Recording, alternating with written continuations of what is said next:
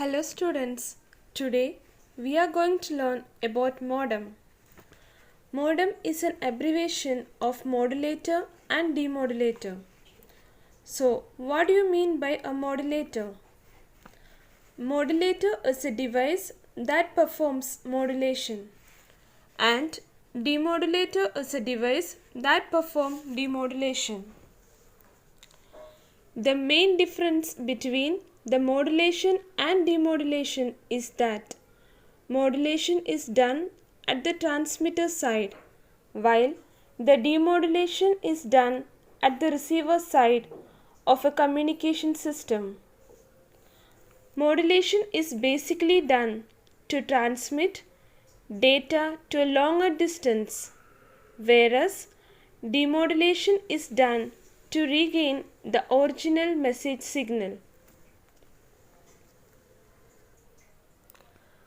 Modems are used for data transfer from one computer network to another network through the telephone lines.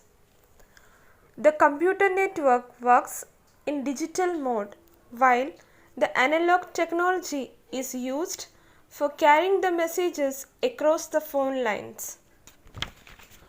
Modulator converts information from digital mode to analog mode at the transmitting end, and demodulator converts the same from analog to digital at the receiving end.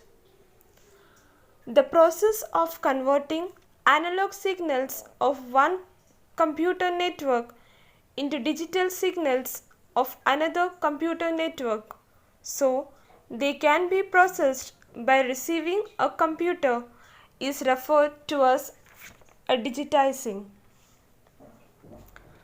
When an analog facility is used for data communication between two digital devices called a data terminal equipment, that is DTE. There are two types of modems. They are the internal modem and the external modem. Internal modem is a modem that plugged directly into the CPU. External modem is a modem that installed outside of the CPU. Modems can be of several types and they can be categorized in a number of ways. Categorization is usually based on the following basic modem features. The first is directional capacity. Directional capacity is of two types, that is half duplex modem and full duplex modem.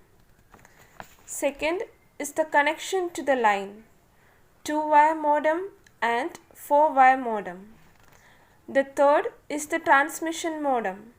It is of two types, that is synchronized modem and asynchronous modem.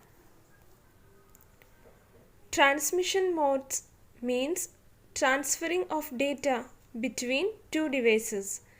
It is also known as a communication mode. Now we are going to learn about a half duplex modem. In half duplex modem, each station can both transmit and receive, but not at the same time. When one device is sending, the other can only receive, and vice versa. The half duplex mode is used in cases where there is no need for communication in both directions at the same time. The entire capacity of the channel can be utilized for each direction.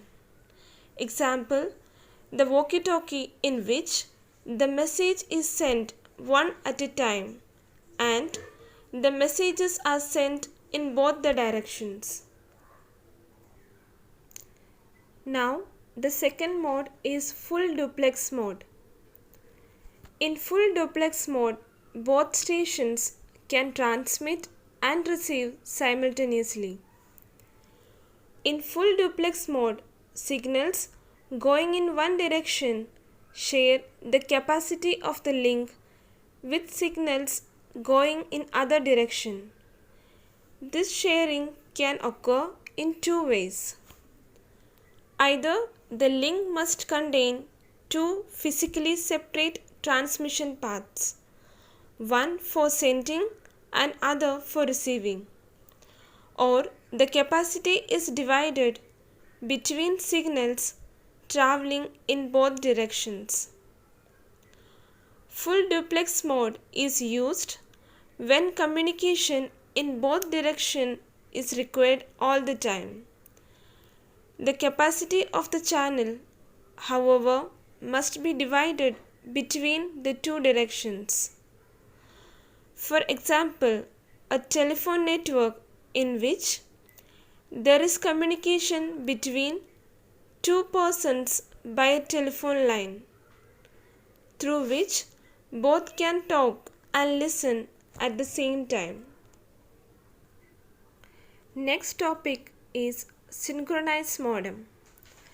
In synchronized transmission, data is set in form of blocks or frame. This transmission is the full duplex type. Between sender and receiver, the synchronization is compulsory. In synchronized transmission, there is no gap present between data. It is more efficient and more reliable than asynchronous transmission to transfer the large amount of data. In asynchronous transmission, data is sent in the form of byte or character. This transmission is the half duplex type transmission. In this transmission, start bits and stop bits are added with data. It does not require the synchronization.